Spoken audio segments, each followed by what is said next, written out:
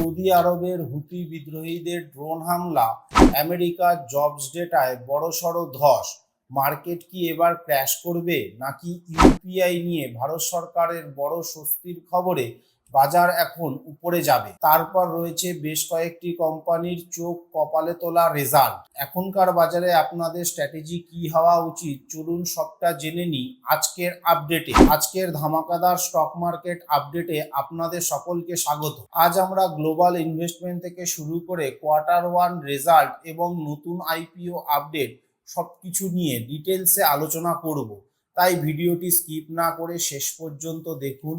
আর চ্যানেলে নতুন হলে এখনই সাবস্ক্রাইব করে বেল আইকনটি প্রেস করে দিন। সবচেয়ে বড় খবর আসছে গ্লোবাল মার্কেট থেকে। সৌদি আরামকো এবং জাজান রিফাইনারিতে হুতি বিদ্রোহীদের ড্রোন হামলার কারণে বিশ্বজুড়ে ক্রুড অয়েলের দাম হু হু করে বাড়ছে, যা আমাদের বাজারের জন্য একটা চিন্তার বিষয়। অন্যদিকে আমেরিকার মার্কেট থেকে একটা বড়সড় শক এসেছে। জুলাই মাসে আমেরিকার জবস ডেটা নেগেটিভ এসেছে। প্রায় 23,000 কর্মসংস্থান হ্রাস পেয়েছে।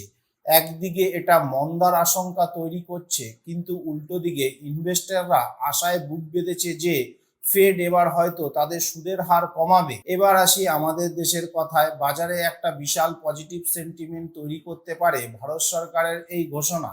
সাধারণ গ্রাহকদের জন্য ইউপিআই লেনদেন সম্পূর্ণ ফ্রি থাকছে। এর ফলে ফিনটেক এবং ব্যাংকিং সেক্টরে এখন একটা ভালো মুভমেন্ট আমরা দেখতে পারি। এবার নজর দেওয়া যাক কোয়ার্টার 1 রেজাল্টের দিকে। প্রথমে আমরা যে কোম্পানির রেজাল্টের উপর চোখ রাখবো সেটা হলো টাইটান।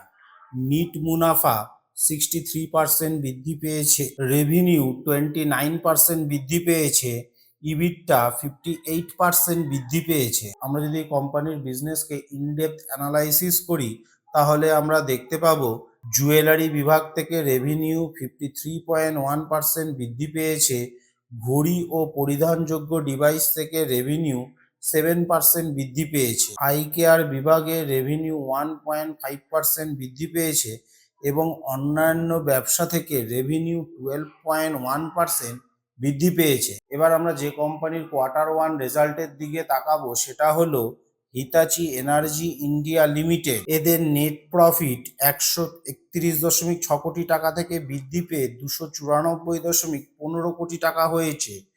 টোটাল রেভিনিউ 68.6% বৃদ্ধি পেয়েছে এবং অপারেটিং ইবিটটা 16% বৃদ্ধি পেয়েছে। আমরা যদি কোম্পানির বিজনেসের দিকে তাকাই তাহলে আমরা দেখতে পাবো রেকর্ড অর্ডার ব্যাকলগ। কোম্পানিটি এই কোয়ার্টারে 5,096 কোটি টাকা নতুন অর্ডার পেয়েছে এবং কোম্পানি এই কোয়ার্টারে 165 মেগাওয়াট ও 330 মেগাওয়াটের প্রথম battery energy storage system order book সুরক্ষিত করেছে।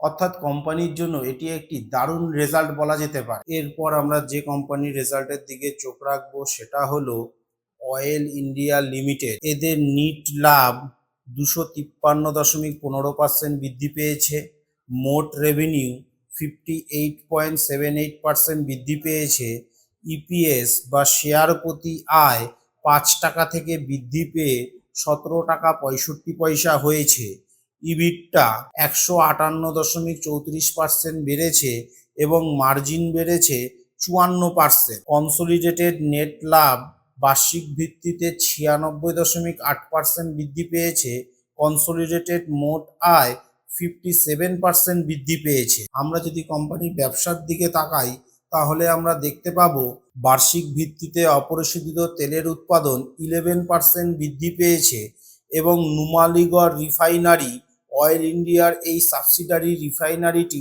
105% ক্ষমতায় কাজ করছে এবং এর গ্রস রিফাইনারি মার্জিন বৃদ্ধি পেয়ে প্রতি ব্যারেলে $35.95 হয়েছে। অর্থাৎ অয়েল ইন্ডিয়ার জন্য এটি একটি দুর্দান্ত কোয়ার্টার। এরপর আমরা যে কোম্পানির রেজাল্টের দিকে চোখ রাখবো সেটা হলো আইনক্স উইন্ড। এদের টোটাল রেভিনিউ 1.1% ইয়ার অন ইয়ার বৃদ্ধি পেয়েছে। পিএস বা শেয়ার প্রতি আয় এক সময় 60 পয়সা থাকলেও এখন তা 37 পয়সায় এসে দাঁড়িয়েছে। আমরা যদি এদের ব্যবসার দিকে তাকাই তাহলে আমরা দেখতে পাবো জুলাই 2026 পর্যন্ত কোম্পানির মোট অর্ডারের পরিমাণ 4.4 গিগাওয়াট, যা আগামী 24 থেকে 36 মাসের জন্য চমৎকার রাজস্বের নিশ্চয়তা প্রদান করে।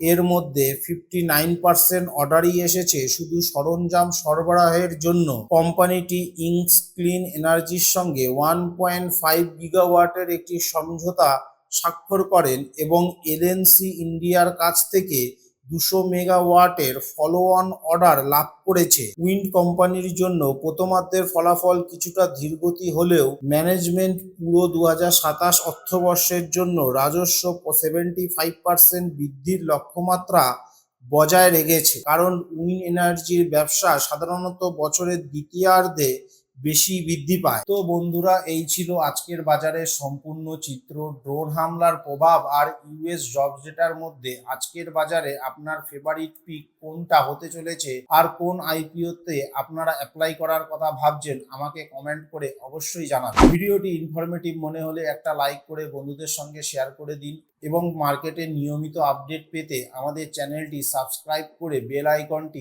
অলে সেট করে রাখুন। দেখা হচ্ছে পরের ভিডিওতে। Happy investing.